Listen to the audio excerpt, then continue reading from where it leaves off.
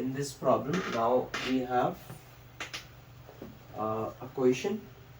Okay, this is the part of the question means which is asking you to find out common difference. अब common difference सबको पता है. What is it? How do we relate? How do we denote common difference? We do denote by the term D. ठीक है? We need D. Okay. और ये हमारी condition दी है. So we'll write by condition. ठीक है? Condition के हिसाब से. So क्या बोला उन्होंने? The 17th term of an AP. तो इससे आ जाएगा 17th term. क्या आ जाएगा? 17th term. Okay. Now exceed says this is a way of framing the equation. याद रखना. ठीक है? Exceed के लिए दो चीज आएंगी हमेशा. आप कोई सी भी प्रॉब्लम देख लो. ओके, ये हमेशा ये जो रूल है ये हमेशा काम करता है.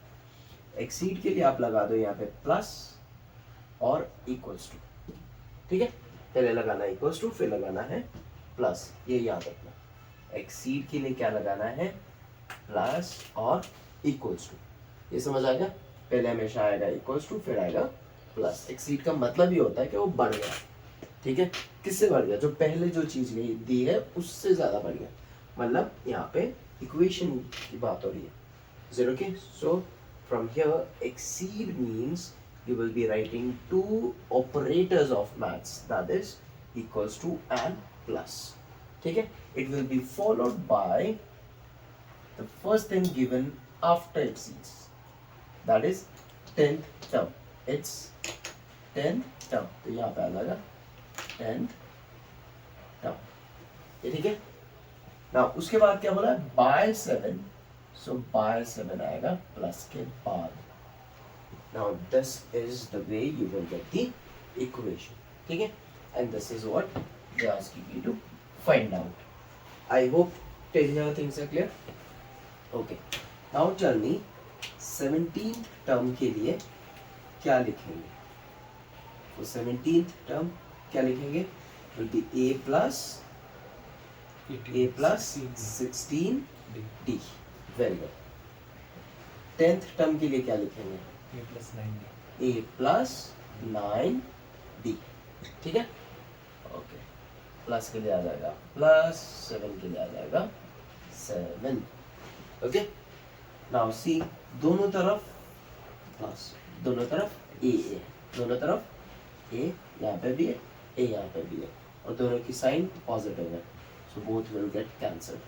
जिन बच्चों को नहीं समझ आया कैसे कैंसिल हुआ, सोचो a यहाँ पे, ये इस तरफ आएगा तो क्या है? इसकी साइन प्लस है तो ये आ जाएगी माइनस. तो a minus a will be, वैसे भी कैंसिल होना था.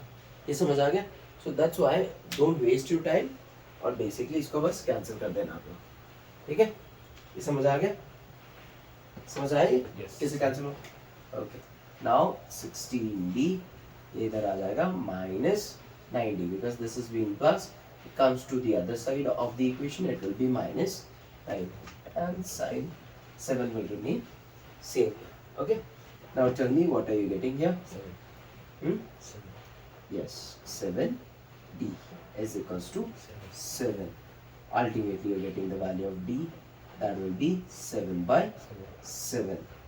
And to write therefore d is equals to 1. d is equals to 1. दोनों कैंसिल हो गए. 7 1 7, 7 1 7, so answer will be 1. बहुत सारे बच्चे कंफ्यूज होते हैं, इसको कैंसिल करके 0 लिख देते हैं. रिमेंबर, कब 0 होगा? -2 plus 2, this will give you 0. Okay, 2 divided by 2, this will always give you 1. ठीक है, so this is the one of the trick to, or one of the simplest way to understand things. कब 0 होना है, कब 1 होना है. I do understand सभी को ये प्रॉब्लम नहीं है. Some of you, majority of you very smart, but there are few weak students जिनको ये अभी तक लॉजिक नहीं समझ आ रही है, फिर उनको कंफ्यूजन हो रही है. So this is for them. Okay, thank you so much.